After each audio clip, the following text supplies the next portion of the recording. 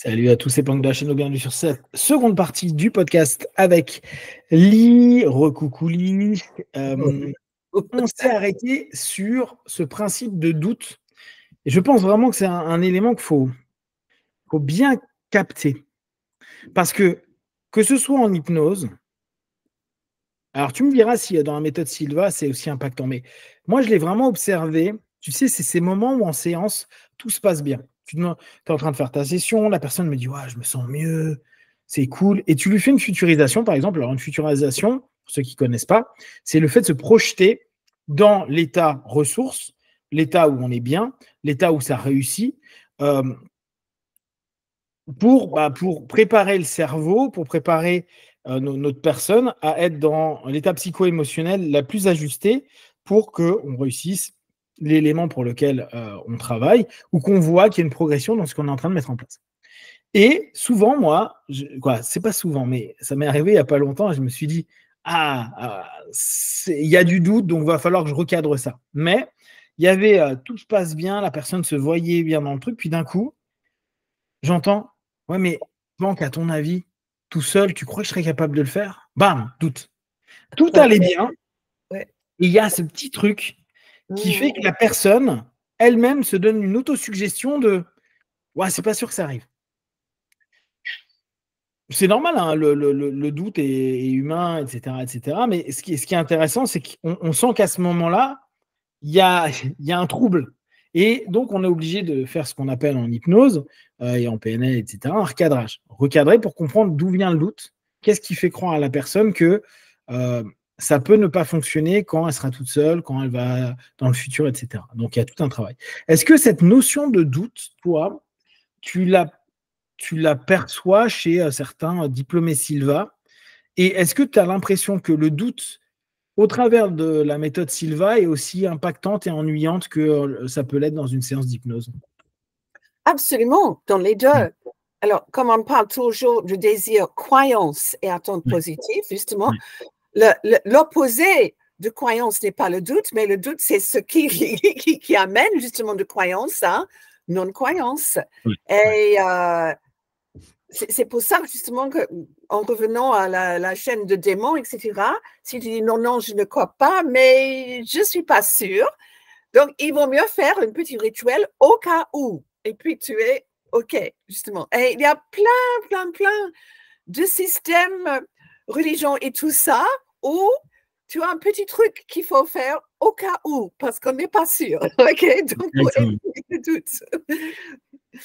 Et c'est là d'ailleurs, tu vois, si on reprend la notion des démons, des esprits, etc., donc de tout ce qui serait attaque et éléments subjectifs, les religions, les spiritualités, ils ont vachement bossé dessus, hein, entre les religions orientales qui vont plutôt avoir des mantras, les religions, on va dire judéo-chrétiennes, qui vont avoir des psaumes à réciter en boucle ou des prières complètes pour se sentir apaisé. C'est vrai qu'on l'a vu dans plein de cultures religieuses, cette notion de au cas où, bon, tu lis ça, ou tu répètes ça, ou tu prends ton chapelet, tu fais des Je vous salue ou Notre Père, etc. etc.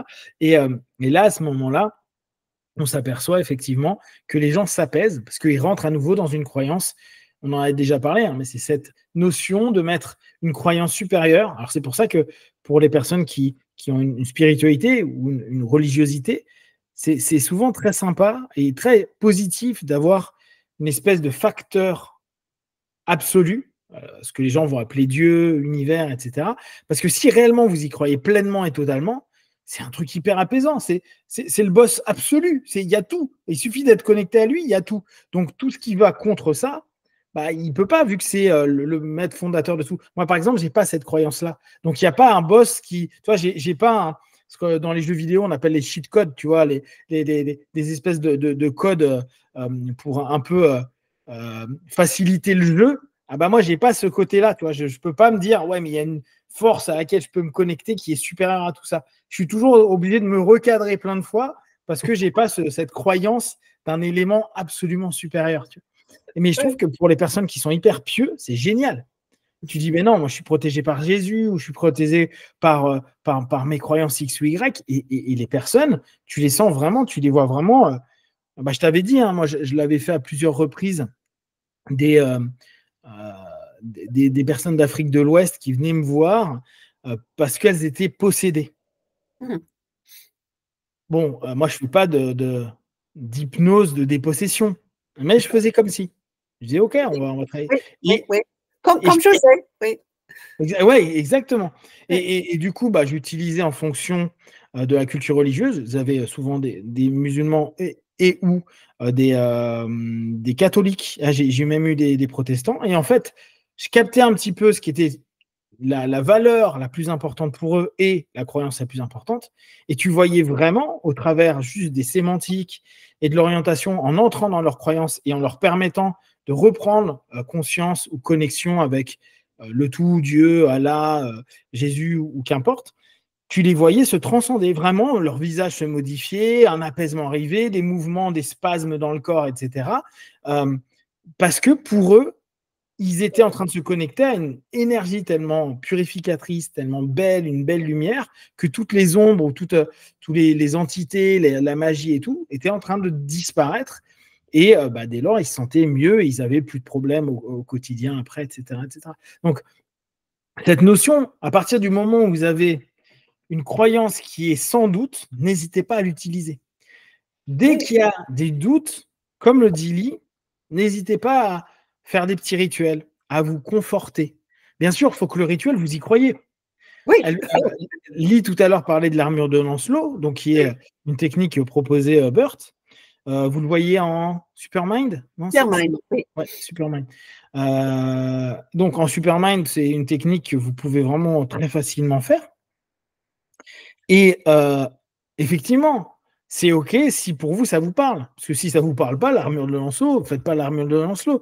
Aujourd'hui, il y a plein de personnes qui vont dire moi, je me mets dans une bulle d'amour. Il y en a qui disent moi, je me vois entouré de gardes ou de plein de choses. Qu'importe. L'idée, c'est pour que votre croyance, donc dans le monde subjectif, puisse vous apporter un réconfort, une tranquillité et une certitude. La notion de certitude, elle est hyper importante. Et on revient à nouveau dans la méthode Silva, où l'idée de vous faire répéter encore et toujours les techniques, c'est pour qu'à un moment ou à un autre, vous ayez des points de référence. La certitude, c'est quoi? C'est un ensemble de points de référence qui se confirment. Où vous dites, ouais, non, mais moi, à chaque fois que je fais le miroir, à chaque fois que je fais le verre d'eau, à chaque fois que je fais un cas, c'est bon, je sais que ça fonctionne. Je sais quand ça a fonctionné, je sais quand ça ne fonctionne pas. J'en ai la certitude à l'intérieur de moi, je sais comment ça se passe. Et à partir du moment où vous avez plus de doute, vous êtes tranquille. Et sur les cas, notamment dans la méthode, vous le voyez, ces moments où vous n'êtes pas sûr. Vous dites, ah, je sais pas. Et vous allez entendre de la personne qui vous accompagne simplement les choses qui n'ont pas été OK dans ce que vous avez dit, alors qu'il y avait plein de choses que vous avez dites qui étaient super vraies, mais vous ne l'entendez pas. Vous étiez dans l'incertitude. Mais dès que vous commencez à être dans OK, là, je pense que j'ai fait un bon truc, effectivement, vous dites, ah bah oui, ça match, c'est OK. Ah oui, j'ai vu ça, j'ai ressenti ça, j'ai compris ça. Ah bah c'est effectivement le type de pathologie que la personne a. Super.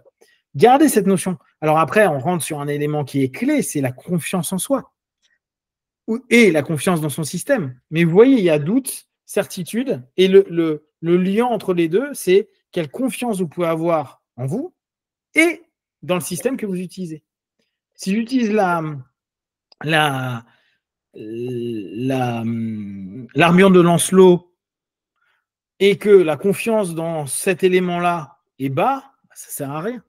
Si par contre, vous pensez que vous allez à votre niveau de laboratoire et vous demandez de l'aide à quelqu'un qui est pour vous un guide, peut-être que là, vous avez un niveau de croyance et de confiance dans votre technique qui est tellement important que vous allez pouvoir avoir moins de doutes, donc plus de certitude, donc plus de retours et d'effets qui sont positifs.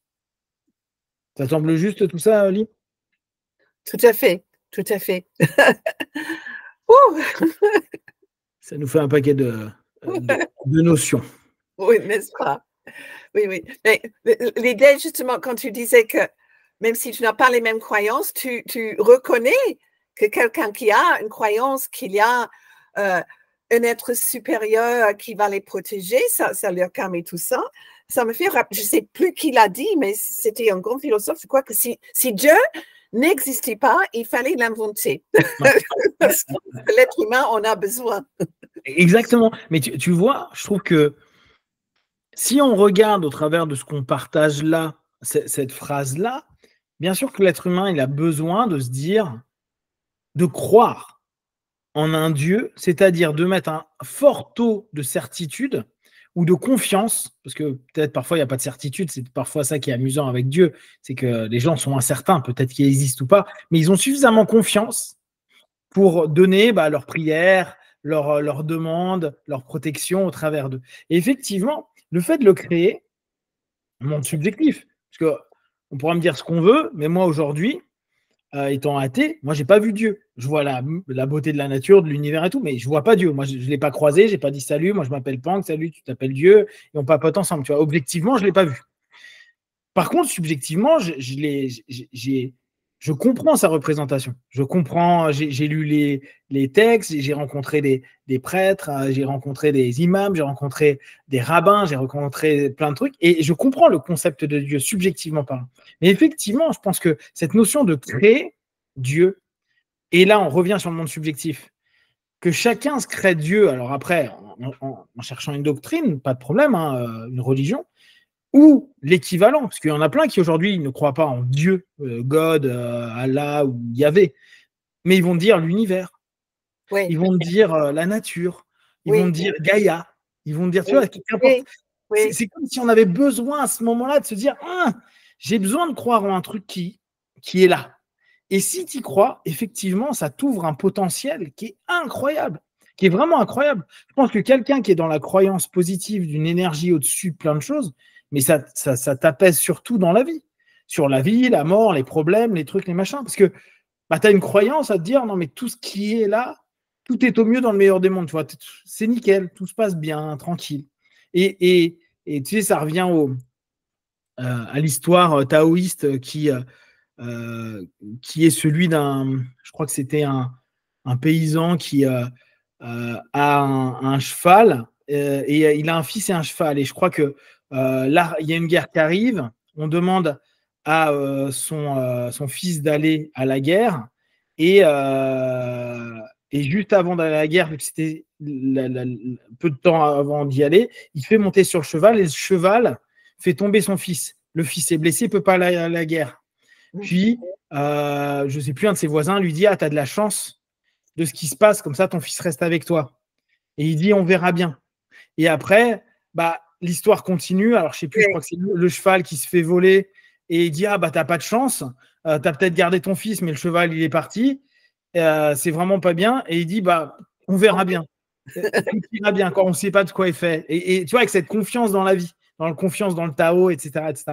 Le cheval revient avec une jument, et puis d'un coup, ils ont des petits, donc tout se passe bien. Et le gars dit, c'est super, mais on verra bien. Puis il y a des brigands qui arrivent, qui prennent je ne sais plus quel truc, qui dit, t'as pas de chance, on verra bien, et ainsi de suite, et constamment. Et je trouve que c'est intéressant parce que ça nous donne cette notion où, quand tu as la croyance, alors eux, c'est le Tao, c'est le taoïsme, mais le Tao, c'est le grand tout, c'est l'univers.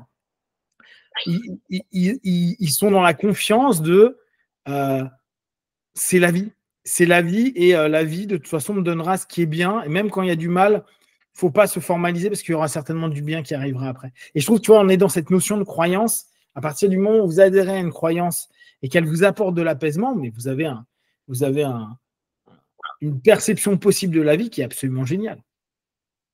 Moi, je trouve. Hop.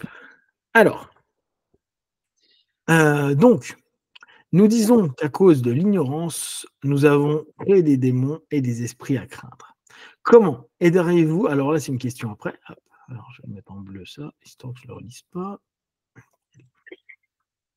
Comment aideriez-vous quelqu'un à se débarrasser de cela? Alors, cela, ça doit être la croyance / les démons. Juste comme ce petit Jimmy qui a fait semblant de créer un monstre, juste comme ça. Les démons font la même chose. Ils ont aussi peur. Nous disons, minimise, coupe les cornes du démon, coupe la queue, ou quelque chose dans le genre. On peut en faire un jouet, et ne l'alimentons plus jamais. Quelque chose comme ça. Et là, on revient à ce que tu disais la semaine dernière, avec cette notion où, dans la méthode Silva pour les enfants, il y a ce côté assez génial de travailler sur ce qu'en PNL et en hypnose on appellera les submodalités, c'est-à-dire les modalités qu'on va transformer en prenant en compte, et on rappelle ce qu'on a dit la semaine dernière, en prenant en compte que la perception subjective d'une personne est sa réalité subjective et potentiellement impactant l'objectif. Il faut être respectueux de ça. C'est pas nos croyances, on n'est pas OK avec ça, c'est pas grave. Lui ou la personne qui vous partage ça, y croit. L'enfant y croit. L'adulte y croit. On a cette possibilité de faire modifier la perception du démon, de la peur, de ce qui a été formalisé. Plus c'est formalisé, plus c'est simple pour nous.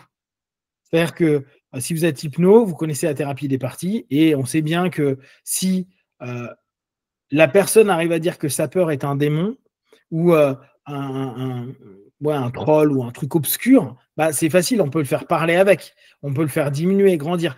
Il y a une notion de personnalisation qui est beaucoup plus simple parfois que des pensées abstraites que les personnes ont du mal à justement à personnaliser, à imaginer. Là, c'est plutôt cool, quelqu'un qui nous parle de démons, qui nous parle ou qui donne une métaphore par rapport à un être, même une ombre. C'est une ombre. Bah, c'est génial. Une ombre, met de la lumière dessus. Il se passe quoi quand tu mets de la lumière sur l'ombre? Ah, bah, elle se dissout, elle diminue, elle veut se cacher. Super. Donc, prendre en considération ces éléments-là, puis après faire un petit travail dessus, vraiment de suggestion, de recadrage, de submodalité, permet énormément aux enfants, mais vraiment tout autant aux adultes, d'apaiser cette notion-là.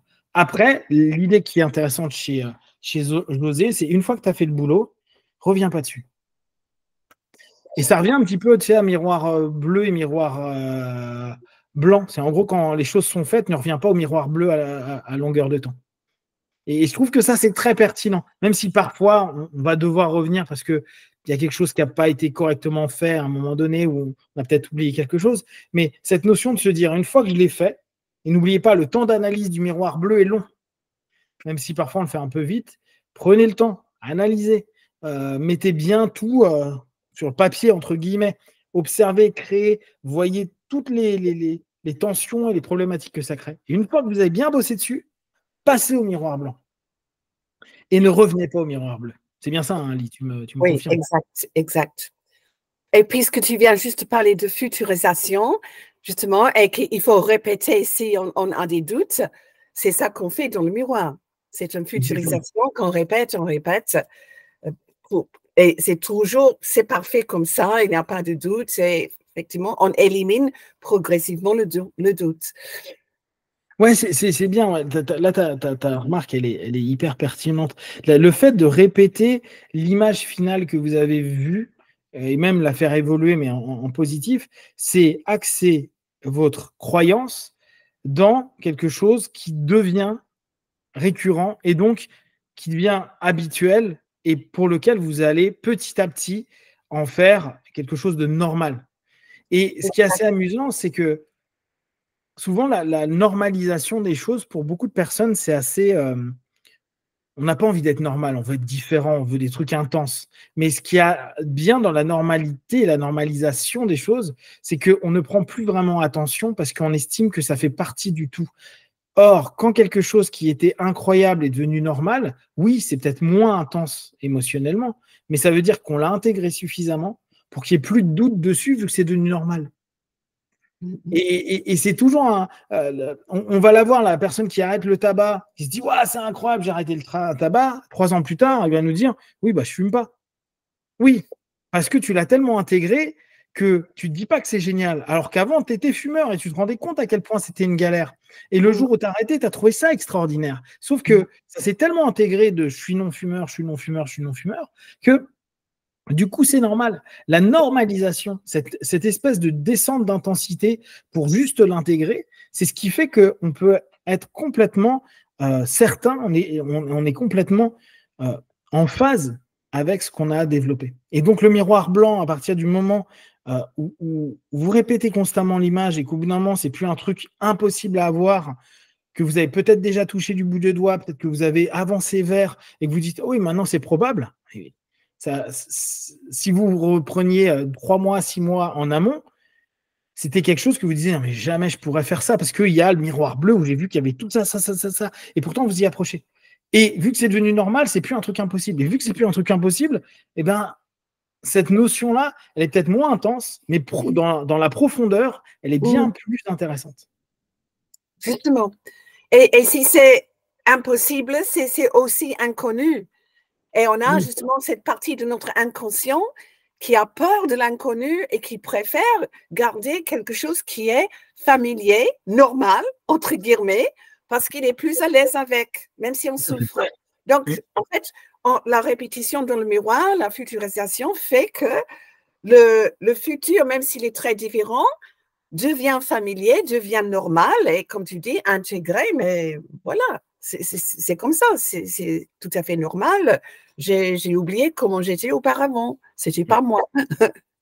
D'ailleurs, cette remarque, on l'a énormément. Hein. C'est un des trucs que chez beaucoup d'hypnos, chez tous les hypnos, je pense ils l'ont vu, c'est le fameux la personne vient chez nous, elle a un problème, c'est le problème de sa vie, ça fait des années. Ok, on fait une séance, 2, 3, bon, qu'importe, on fait des séances. Puis, parfois, d'une séance à une autre, la personne, elle revient, elle dit, ouais, bah alors mon problème en ce moment, mais ça me prend la tête, et elle parle d'un truc qui n'a rien à voir. Mais rien. Et là, on est en doute. On se dit, bon, elle a pu travailler sur ce qu'on est en train de régler. Nous, on est encore en train de se dire, bon, bah, la personne tente de, je sais pas, arrêter le tabac, sa drogue ou son truc. Hein. Personne ne nous en parle pas. Tu dis, bon, bah, il trouve ça pourri, quoi, je sais pas, il en a marre, il passe à autre chose. Donc, on lui demande, on dit, ouais, mais ton addiction X, ça donne quoi? Ah non, mais ça, c'est bon. Ça y est, non, mais je me prends plus la tête avec ça. Et puis, on regarde la personne, on dit, comment ça, tu te prends plus la tête avec ça? Ça fait 10 ans que tu me disais que tu te saoulais tous les jours avec ça. Oui, mais c'est bon, ça s'est passé. Non, là, j'ai un autre problème. Pour lui, il a, et tant mieux, hein, ça c'est génial, mais il y a un étonnement chez nous à se dire, mais qu'est-ce que. Attends, le mec là, ça fait des années que ça le saoule. On a fait 3 sessions, il n'a pas arrêté de me dire c'est insupportable, j'en peux plus. Ah. Et puis là, il arrive comme une fleur, c'est genre, ça fait des années que ça n'existe plus. Ça, c'est super étonnant. Parce que d'un coup, c'est devenu normal. C'est normal de plus avoir envie, puis c'est plus le problème du moment. Et son cerveau, il n'est plus axé sur ça. Il s'est axé sur autre chose et il s'en fout. Et ça, c'est vraiment hyper épatant. C'est vraiment un truc où tu fais ah oui, c'est vrai, ok. Bon, bah, pour lui, il a normalisé le fait que ce soit arrêté et il se rend même plus compte que c'était dur. Il a zappé. Et en fait, pour l'hypnotiseur ou celui qui a guidé, c'est pas une déception. C'est formidable, c'est la meilleure preuve qu'on a fait un super travail parce que la personne n'y pense plus. Ça fait plus de partie de sa vie. Exactement. Non, mais c'est là où c'est incroyable. Tu te dis, ok, bon, bah, en fait, il a changé de paradigme de réalité subjective. Il a complètement changé de mode de pensée. Et je fais, ah, d'accord. Et c'est très, très drôle. Et d'ailleurs, quand il t'en parle, il dit, mais je sais même plus comment j'ai arrêté ça. Et tu regardes, tu dis, bah, moi, je me souviens, hein, mais eux, pour eux, c'est, je sais pas, c'est bizarre. Ouais, je sais qu'un jour, j'ai eu un déclic, ça s'est arrêté. Génial, super. Ça c'est les trucs grandioses. Hop, alors. Bon, on va s'arrêter là, parce qu'après, on passe sur un autre chapitre. Donc, oui, pour bien finir et revenir là-dessus, retravailler sur les submodalités, travailler sur le fait que, oui, vous avez le droit d'avoir peur, oui, vous avez le droit d'avoir des démons, oui, vous avez peur, vous avez le droit d'avoir des croyances auxquelles peut-être vous n'adhérez pas, mais malheureusement qui font partie de vous parce qu'elles ont été répétées, parce que parfois vous avez douté, parce que plein de choses. Et du coup, n'hésitez pas à travailler dessus, à modifier les modalités. N'hésitez pas à faire un miroir de l'esprit pour ça. N'hésitez pas à amener vers ce que vous aimeriez plutôt vous orienter comme croyance ou en tout cas comme réponse à j'allais dire ce déclencheur. Nouvelle réponse, focalisez-vous dessus et croyez que vous êtes capable de le faire. Ouais, voilà. Et pas simplement je le fais parce qu'on m'a dit de le faire. Croyez que, tu vois, une sémantique que j'utilise pas mal depuis, je pense, 6 mois, 1 an, c'est faites au mieux. Ne vous mettez pas de pression, faites juste au mieux. Oui. parce que parfois, il faut que je réussisse, il faut que ça marche, j'y crois, donc ça doit fonctionner. Non, non, j'y crois et je fais au mieux. Et parfois, ton mieux aujourd'hui, ça sera 5 sur 10 et demain, ça sera 10 sur 10. Mais tu fais au mieux au moment où tu le fais. Tu fais juste au mieux de ce que tu peux, sans te mettre une pression. C'est chaque jour, je fais de mon mieux. Et c'est tout. C'est pas j'y arrive, je suis le meilleur. Non, juste je fais au mieux que je peux. Ce qui apaise un petit peu et permet à la croyance de prendre de la place. Oui, oui, je suis absolument d'accord. On a même fait, je ne sais plus, mais c'est une expérience où on a comparé avec un groupe de gens qui devraient vraiment essayer très fort. Et un autre groupe, on a dit, vous faites juste votre mieux pour aujourd'hui. Et effectivement, le deuxième groupe a eu beaucoup plus de bons résultats. Ouais, je pense que on met beaucoup, si on revient dans les notions Silva, à vouloir bien faire, à vouloir être le meilleur, à vouloir y arriver à tout prix, à vouloir être à 100%, on crée du stress.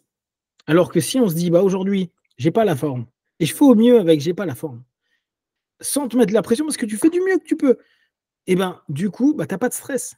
Parce que tu dis juste, voilà, c'est le max que je peux donner. Si on reprend ça dans du sport, aujourd'hui, je peux faire que 5 pompes. Demain, j'arriverai peut-être à en faire 40. Et puis après-demain, j'en ferai que 3. Et tu fais au mieux à chaque jour. C'est peut-être pas constant, mais ton mieux va t'enlever toute la pression qui est absurde. Et avec moins de pression, tu vas pouvoir te dire, je fais au mieux. Ou j'ai encore envie de. Non, je sens que je peux aller encore un peu plus loin parce que là, je serai au mieux et je suis content de moi, je suis fier de moi sans mettre une pression de taré. Ouais. Et s'enlever la pression, c'est enlever du stress. Enlever du stress, on sait que ça ne nous apporte que du positif. On va conclure là-dessus et on reprendra la semaine prochaine. Déjà Oui, ça va vite. Le temps passe vite quand on s'amuse.